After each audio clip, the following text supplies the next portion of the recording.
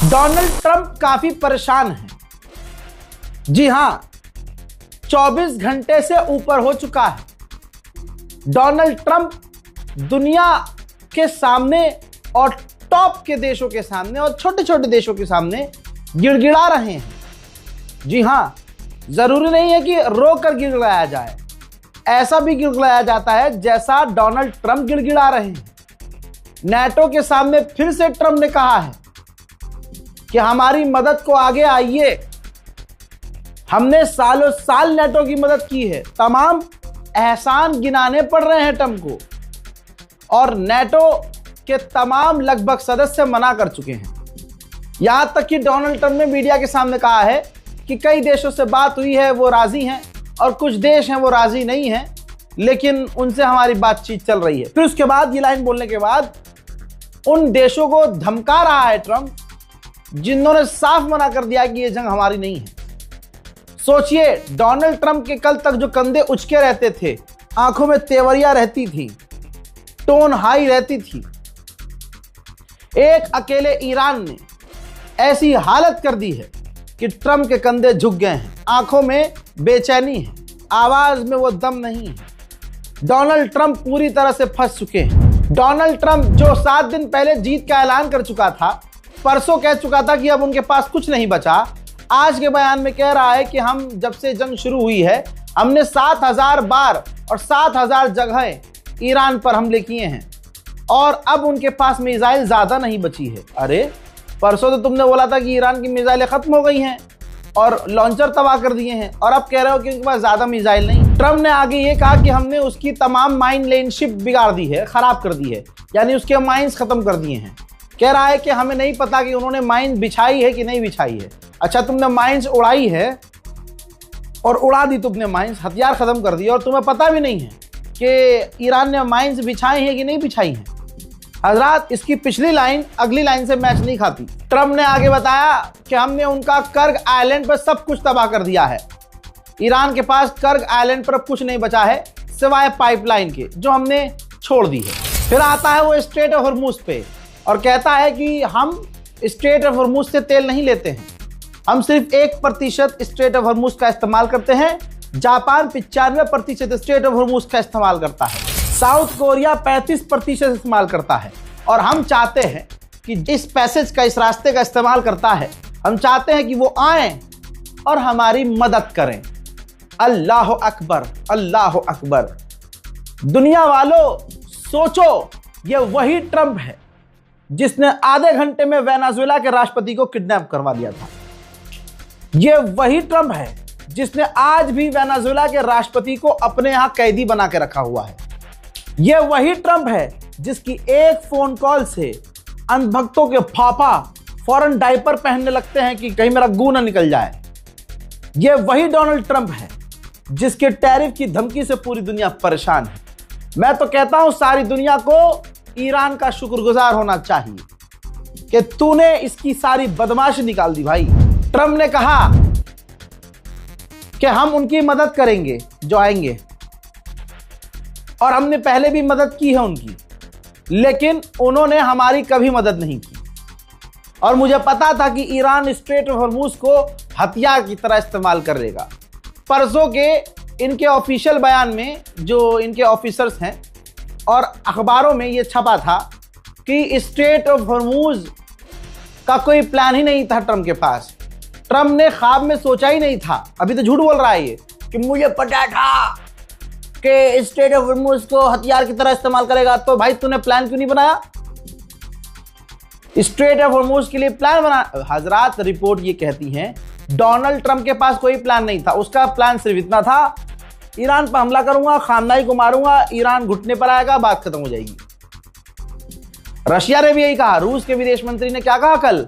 रूस के विदेश मंत्री सर्गेई लावरोव ने कहा कि अमेरिका ने सोचा था कि एक दिन में हम ईरान पर कंट्रोल पा लेंगे। इतना ही प्लान था, इतना ही ओवर कॉन्फिडेंस था। अब यहां पर लीपापोती कर रहा है ट्रंप। डोनाल्ड ट्रंप के बयानों से तमाम एक्सपर्ट साफ कह रहे हैं कि ट्रंप के पास असल में कुछ नहीं बचा। दोस्तों, ट्रंप ब्लैकमेल कर रहा है, देशों को धमकी दे रहा है और उनको डरा रहा है, फिर उनसे भीख भी मांग रहा है। ट्रंप ने कहा है कि बहुत सारे देश रास्ते में हैं और बहुत सारे देश कह रहे हैं कि हम इन जंग में पड़ना नहीं चाहते। तो मैंने उनसे कहा है कि 40 साल से हम तुम्हें बचा रहे हैं और आज तुम मदद के लिए आगे नहीं आ रहे हो। और अगर ईरान हमला करेगा भी तो वो छोटे मोटे अटैक करेगा क्योंकि उसके पास कुछ है ही नहीं। तो सवाल यहां पर यह खड़ा होता है दोस्तों कि अगर उसके पास कुछ है ही नहीं तो भाई तुम्हें किसी और देश की जरूरत क्यों पड़ रही है? तुम तो सुपर पावर हो। क्यों घोप घोप एहसास हो रहा है तुम्हें कि ईरान फिर से मुंह में घोप घोप कर देगा? यही औकात रह गई है ट्रंप की। मेरे दोस्तों, डोनाल्ड ट्रंप का मिजाज ऐसा है कि कोई अगर साथ आना भी चाह रहा है तो वो आ नहीं रहा। पहले तो फ्रांस मना कर चुका है कि हम अपने युद्धपोत और एयरक्राफ्ट कैरियर नहीं भेजेंगे, लेकिन मीडिया के सामने फ्रांस पर प्रेशर बनाने के लिए ट्रंप ने कहा कि मुझे पता है कि मैक्रोन मदद भेजेंगे, वो आएंगे। फिर आगे ये क्या घुमाता है बात कि हमें कोई जरूरत थोड़ी है मदद की, हम तो सुपर पावर हैं, हम अमेरिका हैं, दुनिया में सबसे ज्यादा मजबूत, हमें किसी की जरूरत नहीं है। मैं तो बस चेक कर रहा हूं कि कौन हमारे लिए मदद करता है, कौन हमारे लिए स्टैंड लेता है, बस मुझे चेक करना है। बस इसी बात पे दुनिया के तमाम देशों को एक साथ होके अमेरिका को अकेला छोड़ देना चाहिए। खुद अमेरिका के जो एक्सपर्ट हैं वो कह रहे हैं डोनाल्ड ट्रंप सिर्फ झूठ बोल रहा है। हमारे जो प्रधानमंत्री मोदी है ना भाई, उनका झूठ कुछ नहीं है। इस वक्त ट्रंप अंधा झूठ, बेचारे के मुंह में जो आ रहा है घबराहट में वो बोल रहा है। ट्रंप ने कहा है कि नेटो हम हैं और नेटो से दुनिया नहीं डरती, अमेरिका से रूस डरता है, अमेरिका से पुतिन डरता है। जी हां, यह बात कही है ट्रंप ने। बस इसी बात पर रशिया बिदक जाना चाहिए और रशिया को खुलकर ईरान के साथ मैदान जंग में आ जाना चाहिए। हालांकि वॉर एक्सपर्ट कह रहे हैं इसने वर्ल्ड वॉर 3 की शुरुआत की और भी देश जैसे वो कोशिश कर रहा है जंग में शामिल हुए तो ऑब्वियसली फिर ईरान के साथ भी कई देश मैदान जंग में कूदेंगे, वहां से वर्ल्ड वॉर 3 की शुरुआत हो जाएगी। हालांकि एप्स्टीन फाइल वालों को क्या ही फर्क पड़ेगा, उसने ये जंग छेड़ी ही इसलिए है ताकि एप्स्टीन फाइल में जो उसका नाम आ रहा है वो दब जाए। वो तो चाहता ही यही है कि वर्ल्ड वॉर 3 की शुरुआत हो जाए। जैसा मैंने आपसे कहा, मजाक डोनाल्ड ट्रंप का बन रहा है। डोनाल्ड ट्रंप जिस तरह का बयान दे रहा है उस तरह से अमेरिका के ऑफिशियल खुद मजाक उड़ा रहे हैं। ट्रंप ने इस ताजा बयान में कहा कि इजराइल के और अमेरिका के हेडक्वार्टर्स जो उड़ने की वीडियोस आ रही हैं, आग लगी तबाही की जो वीडियोस आ रही हैं इजराइल की, वो सब एआई है, कोई असली नहीं है। ठीक है दोस्तों, ट्रंप ने कह दिया है, आपने मान लिया है। ईरान से रिक्वेस्ट है इसी तरह से जबरदस्त तरीके से हमला करता रहे और आगे से ईरान कह दे कि ये एआई है। जब इजराइल प्रोपेगेंडा चलाने के लिए दिखा रहा है कि यहां देखो सिविलियन इलाके पर ईरान की मिसाइल्स गिरी हैं, तो ईरान कह दे कि ये एआई है, बात खत्म। दिमाग से काम करो। डोनाल्ड ट्रंप इतना बौखलाया हुआ है, उसके हाथों से गलती हो जा रही है। अब बवाल खड़ा हो गया है। इजराइल नहीं मानता कि उसके पास परमाणु है, लेकिन उसके पास परमाणु है आधिकारिक तौर पर नहीं मानता और ना अमेरिका मानता। अब पत्रकार ने पूछा ट्रंप से कि क्या आपको लगता है कि इजराइल ईरान के खिलाफ परमाणु बम का इस्तेमाल करेगा? तो डोनाल्ड ट्रंप ने कह दिया कि नहीं, इजराइल ऐसा कभी नहीं करेगा, ना इजराइल फ्यूचर में भी ऐसा करेगा। यानी एक तरफा इनडायरेक्ट वे में ट्रंप ने मान लिया है कि इजराइल के पास परमाणु है। अब इस वजह से ट्रंप और बुरी तरह से फंस गया है। Advisors David Sachs said the other week that the U.S. should, quote, declare victory and get out of the Iran war. He also warned that if the conflict escalates, Israel may contemplate the use of a nuclear weapon. Has he shared that assessment with you? No, yes. And Israel wouldn't do that. Israel would never do that. बौखलाया Trump इतना है कि उसने कहानी बताई कि मैंने UK के प्राइम मिनिस्टर को फोन किया और कहा कि जहाज भेजो। तो यूके के प्रधानमंत्री ने मुझसे कहा कि मुझे अपनी टीम से बात करनी होगी। तो मैंने उनसे कहा कि तुम प्रधानमंत्री हो, तुम्हें किसी से बात करने की जरूरत नहीं है, तुम बस युद्धपोत और जहाज भेजो। यानी डोनाल्ड ट्रंप जैसा खुद है कि किसी से परमिशन नहीं लेता, टीम वर्क नहीं करता, ऐसा ही ये चाहता है कि दूसरा भी अपना दिमाग ना चलाए, अपनी टीम से बात ना करे, और जैसा ट्रंप अंधी चाल चलता है दूसरा भी अंधी चाल चल दे। I know what it is. You know, the Prime Minister of UK, United Kingdom, yesterday told me, I'm meeting with my team to make a determination. I said, you don't need to meet it with the team. You're the Prime Minister. You can make your own. Why do you have to meet with your team to find out whether or not you're going to send some minesweepers to us or to send some boats? Trump ने इसी बयान में कहा कि जब ये सब कुछ खत्म हो जाएगा तो तेल के दाम तेजी से नीचे गिर जाएंगे। भैया यहां तो उल्टा हो रहा है। ये देखिए, ईरान के अंदर ईरान का टीवी चैनल कर्ग आइलैंड पर जाकर, ईरान का पत्रकार कर्ग आइलैंड पर जाकर दिखा रहा है कि कर्ग आइलैंड पर सब कुछ ठीक है।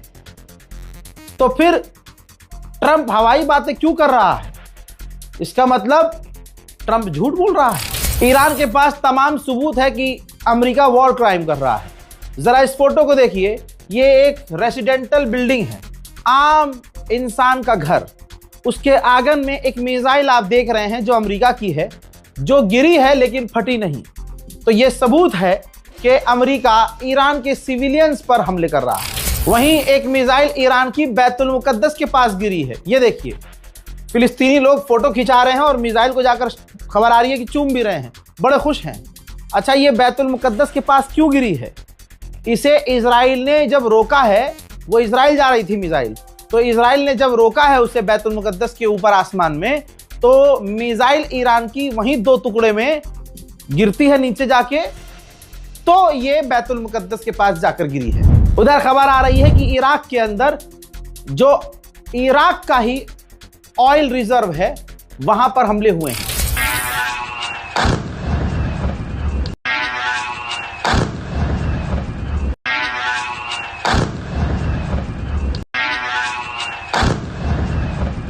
मेरे दोस्तों, आईआरजीसी बहुत तगड़ा खेल रहा है।